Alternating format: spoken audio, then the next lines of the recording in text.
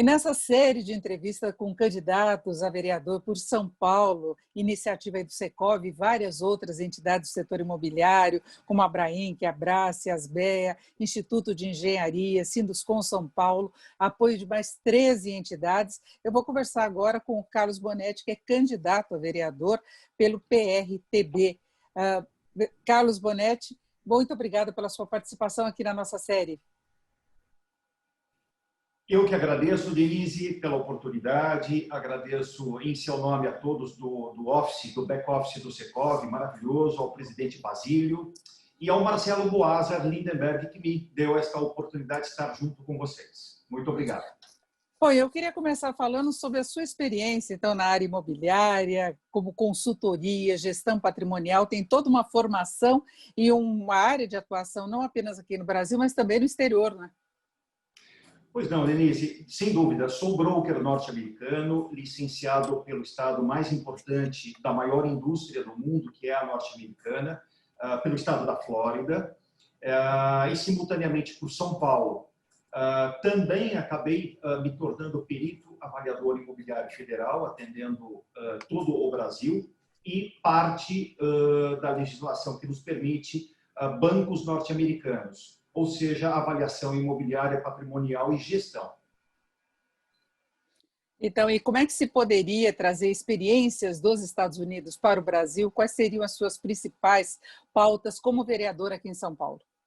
Denise, muito obrigado pela pergunta, muito pertinente, e uma coisa que me aflige muito no Brasil, sobretudo São Paulo, o mercado ele é enorme, ele é maravilhoso, o mercado que eu divido em dois lados, né? O de incorporadores, construção, novos imóveis remanescentes, e a revenda de imóveis, que impacta e muito na economia da cidade de São Paulo. Uma das dicas que eu colocaria, e colocaria como projeto, na realidade, é um fato que todos observamos e é inaceitável. Um imóvel, qualquer bairro que seja da cidade de São Paulo, sendo comercializado com 2 ou mais placas de vende-se. Isso é um absurdo, isso é insano. O proprietário, muitas vezes, achando aquela percepção errada de quanto mais placas, melhor, na realidade, e simultaneamente, ele está sendo usurpado pelo mercado por corretores mal intencionados que apenas colocam a placa e esperam o telefone tocar, usando do patrimônio dele e muitas vezes nem atendem o telefone, o que é pior, e usando do patrimônio dele naquela região nobre, principalmente, vamos imaginar, um bairro como Jardim Europa, uma casa com 4 placas. Então, na realidade, a imobiliária ela está vendendo 5, 6 outros imóveis no entorno, usando daquela parede e nada dando em troca. Meu Deus, apenas atendendo o telefone, isto é, quando atendem o telefone, eu digo sempre ao proprietário, faça você mesmo, economize a fortuna de 6%. Nos Estados Unidos, é apenas uma placa, um profissional que toma conta durante um determinado período da comercialização daquele imóvel. Não está satisfeito, depois de 3, 4, 5 meses, troca por outro. Mas troca de uma forma transparente, faz um disclosure.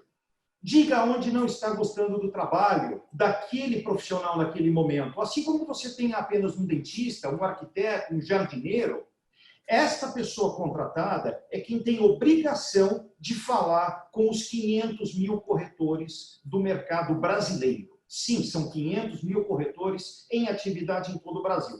Em São Paulo, 250 mil. E 50 mil imobiliárias, ou seja, aquele profissional contratado para vender este imóvel branco é quem tem a obrigação de compartilhá-lo com todos do mercado. E o representante do comprador, que tem um potencial interessado, faz contato com este representante corretor do vendedor, compõe a parceria, apresenta um imóvel e está vendido. Simples assim. Ou seja, no maior preço e no menor tempo. O que acontece, concluindo, infelizmente, é que com várias placas, ninguém dá atenção a esse imóvel, nem mesmo quem colocou lá a placa, ele apenas está fazendo propaganda para o bairro, Aí o dono desesperado, ele reduz o preço estatisticamente até 2 vezes do preço pedido inicial para o preço vendido. Isso derruba o preço inteiro da micro-região, contamina o bairro e inocentes proprietários vizinhos que não têm nada a ver com a aflição deste proprietário negligente com o próprio patrimônio dele, acabam pagando a conta. Portanto, um projeto: impedir esta bagunça generalizada que só favorece ao corretor e jamais ao proprietário. Eu sei que já houve, inclusive, restrições legais em relação a esse procedimento, mas que persiste, né, que vem ao longo do tempo. É tradicional aquele monte de placas assim, e algumas até divergentes, uma é aluga, outra vende-se com instituições diferentes. Agora, vamos falar de um outro ponto aí que aparece na sua pauta de trabalho, que seria aumentar o crédito imobiliário. Como é que se daria essa proposta? A gente já está numa fase de mudanças aí, com redução de juros importante, tem ajudado a alavancar bastante a recuperação do setor imobiliário, mas qual seria a sua proposta mais específica como vereador? A minha proposta é justamente usando o espelho e o exemplo, mais uma vez, da maior indústria do mundo, a norte-americana. Denise, em relação ao PIB norte-americano, de toda a riqueza produzida nos Estados Unidos, a maior economia do mundo, 85% refere-se ao crédito imobiliário. Atenção, 85% contra 7% do Brasil. Então, olha que interessante. Embora os juros estejam cada vez caindo mais, a taxa Selic diminuta e tornando nada interessante ao cidadão deixar o dinheiro ou totalmente o dinheiro dele aplicado no banco, rendendo 0,1%, 0,2% ao mês, é inócuo praticamente, contra, como você bem disse, estúdios, lançamentos, rentabilizando 0,7%, 0,8%. Então, eu diria que o mercado, sem dúvida, ele reagiu, sem dúvida, a taxa de juro menor tem colaborado demais com o mercado imobiliário, mas eu penso que, havendo mais competição, de fato, não aquela que a gente vê na propaganda, que a taxa é apenas aquilo, porque na hora que você vai tomar aquele empréstimo, aí o banco vem com aquelas outras milhares de linhas que ele sequer escreveu. Não, mas o senhor tem tanto de idade, o senhor tem tanto de dependentes, então a taxa não é bem essa, é maior. Na realidade, as regras não são claras, lamentavelmente, no Brasil. Tem que ser regras claras, punição a quem não cumprir o que propôs, punição. Chega dessa coisa de abrandar as coisas e ser... Não, punição, regra clara. Aí eu digo para você com absoluta certeza, se o mercado imobiliário, incorporadores construtores estão animados, eu garanto para você que estarão 10 vezes mais animados. E todos ganham nessa cadeia produtiva. Mais investidores, mais compradores, mais vendas de terreno, mais lançamentos e toda a cadeia produtiva, arquitetos, decoradores, encanador, paisagista, absolutamente todos. Então eu diria para você que, de projetos, regras claras, punição pesada, severa, exemplar, é a única forma do Brasil, eternamente o país do futuro, de fato se tornar o país do futuro, e a nossa querida São Paulo, que é a locomotiva da economia, dando o grande exemplo para todo o território nacional. Agora, na sua pauta também tem uma preocupação também com o desenvolvimento de São Paulo, com o crescimento, plano diretor que será revisto no ano que vem. Qual seria a sua contribuição nesse sentido? Denise, eu confesso para você que essa é uma área que eu ainda estou aprendendo muito. Tá? Então, eu diria por uma percepção apenas que vejo do plano diretor atual, esse adensamento perto das vias expressas, perto das linhas de metrô, das grandes avenidas.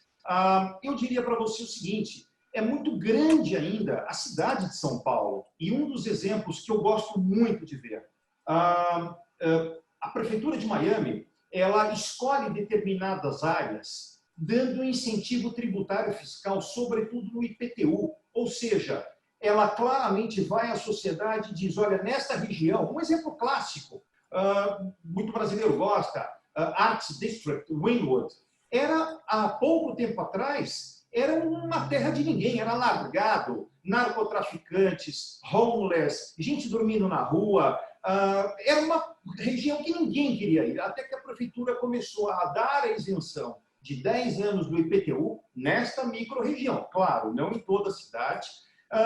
E o comércio, os empreendedores começaram a se voltar a esta indesejada região, tempos atrás. Hoje é uma das regiões mais ricas da cidade de Miami. Antigamente você encontrava algo como $200 o square feet ou $2.000 o metro quadrado. Hoje você não encontra áreas para comprar por menos de 800, 900 ou $9.000 o metro quadrado. Olha quanto apreciou ao longo dos tempos. Ou seja, dá isenção em determinadas áreas da cidade de São Paulo. O que não falta são áreas. Menos IPTU nessa região. O comércio e os empreendedores, os incorporadores, imediatamente vão absorver essa região e a região se autopagará com o abundante novo comércio, novos empreendedores que lá estarão usufruindo desta, até então, indesejada área da cidade de São Paulo, como exemplo. Agora, em relação ao IPTU, especificamente, você já tem trabalhado nessa questão, porque há muitas queixas com relação a variações de valores de um ano para o outro, a forma como ele é cobrado, qual seria, na prática, a sua proposta? A minha proposta, Denise, ela não é simples, mas ela é muito óbvia. Vou citar exemplos, falo na condição de perito avaliador imobiliário federal também.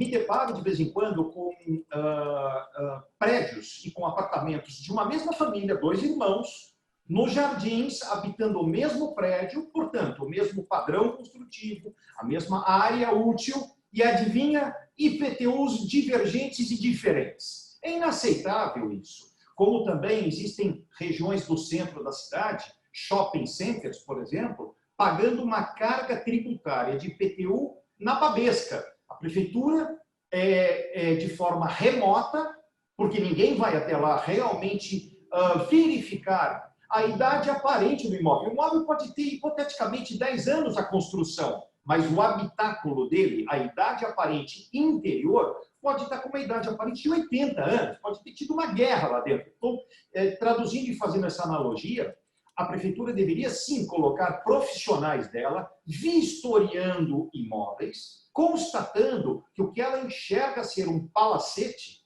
talvez outrora já foi, hoje em dia não é mais. Então, não é possível ela simplesmente tributar usando daquelas fórmulas dela, um pouco de depreciação, sem estar olhando o imóvel, avaliando. Então, o que tem que ser feito, sim, uma revisão geral nos critérios de cobrança.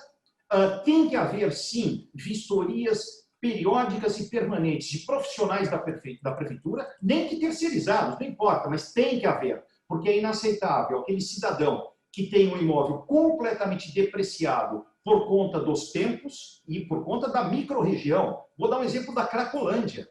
A Cracolândia, ela persiste, mas ela só piorou, degradou a região. Então, como é que é possível a prefeitura cobrar desse shopping center uma fortuna de IPTU com traficantes na porta do imóvel, comércio diminuto, sem critérios? E o imóvel em si, com idade aparente muito além do que ela está enxergando. Ou seja, não é possível ela cobrar taxas como se fosse um palacete contra a realidade do determinado imóvel. Exatamente, teria de haver uma revisão geral em relação à definição desses valores, né? E São Paulo tem muita gente que não paga ainda, né? Tem muita gente que não paga, e, como dito, eu acho que em regiões que você quer fomentar o empreendedorismo, novas construções, edificações, novos comércios, eu acho que essa região você pode sim não cobrar por um determinado período, mas são regiões, aquelas inóspitas, que ninguém quer empreender, narcotraficantes, violência, uma porção, toda sorte de delitos que desestimulam o empreendedor. Mas você colocando ordem na casa e tirando esse custo, tenho absoluta certeza que você teria mais empreendedores. E os que não pagam? Eu sou da opinião o seguinte, você tem que pagar sim, mas você tem que ter o retorno do que você está pagando. Não adianta apenas pagar, ser esfolado, o valor do seu imóvel, o seu valor mercadológico diminuindo ao invés de apreciando, e o seu IPTU apreciando, e zero em retorno. Zero. Calçadas impossíveis de você andar. Violência urbana, você não pode usar relógio. Usou relógio, você vai ser assaltado. Em São Miguel, no Tatuapé, na Oscar Freire. Não é o bairro. Você vai ser assaltado. É inaceitável tudo isso. E o IPTU tem que fazer essa benfeitoria urbana, tem que recapear ruas, tem que melhorar as calçadas, tem que embelezar a cidade. Então, todos têm que pagar. Na realidade, os que não pagam, pensam que têm que pagar, desde que você tenha o retorno de cada centavo que você está investindo na cidade, na nossa querida São Paulo. Na verdade, sempre tem essa preocupação com receita, ainda mais numa situação como agora, que nós tivemos uma queda geral de atividade, a pandemia é um problema, né? E é uma fonte de receita importante até para bancar essas obras aí de melhoria da cidade. Né? O que você pode, inclusive, fazer ou aprimorar as parcerias público-privadas. É muito comum hoje, nós mesmos conservamos há anos, há mais de 8 anos, mais de 30 mil metros quadrados de áreas verdes. Imagina as grandes empresas incorporadoras, construtoras, elas poderiam também contribuir um pouco mais, fazendo inclusive um benefício para a própria imagem delas, desde que tenha contrapartida, não é isso? Então, eu penso que todos, sim, têm que participar, têm que tornar uma cidade muito mais enjoyable, em inglês, tem que tornar uma cidade mais desejada. É uma maravilhosa cidade. São Paulo, é importante também relatar isso. De vez em quando falamos, porque vivemos também em Miami, Orlando, como empreendedores, mas vou falar, São Paulo é maravilhosa. São Paulo tem muita coisa boa. Em todos os bairros, cada bairro tem o seu DNA, tem o seu lado peculiar, o seu lado familiar, mas eu penso que todo cidadão tem que dar a sua parcela de colaboração. Penso que as empresas também têm que se aprimorar nesta parceria junto à prefeitura, não apenas ficar reclamando, porque é cômodo. Denise, é fácil a gente ficar nas redes sociais. Eu mesmo, eu vejo por mim, anos só reclamando disso, reclamando daquilo. É fácil a gente ficar atrás do muro criticando. Mas, na prática, aprendi com um empreendedor norte-americano, que inclusive empreende no Brasil. Ele se tornou prefeito de Miami Beach. Ele é empresário, empreendedor, ele começou com $500, fez uma fortuna de 500 milhões e depois disso decidiu se tornar prefeito de Miami Beach. Eu perguntei a ele, Lavigne, falei, mas não estou entendendo. Você não precisa disso. Ele falou, Carlos, primeiro, sou patriota. Segundo, eu tenho que dar o give back, dar de volta para a cidade a qual me acolheu, a qual empreendo, minha parte de contribuição, de colaboração, de tempo. Então, penso, Denise, que todos, é o microempresário, o pequeno, o grande, o gigante, tanto faz, todos devemos nos doar um pouco. E eu sempre digo, juntos somos e fazemos a diferença. Isso, eu vi o candidato aqui, Carlos Bonetti, que concorre a uma vaga de vereador pelo PRTB. Candidato Carlos Bonetti, muito obrigada pela sua participação aqui na nossa série de entrevistas. Elise, eu que agradeço mais uma vez em seu nome, agradeço a todos do back-office do Secov, ao presidente Basílio, ao meu querido Marcelo, que me deu a oportunidade, e a todos os nossos telespectadores. Muito obrigado à sua companhia, uma honra.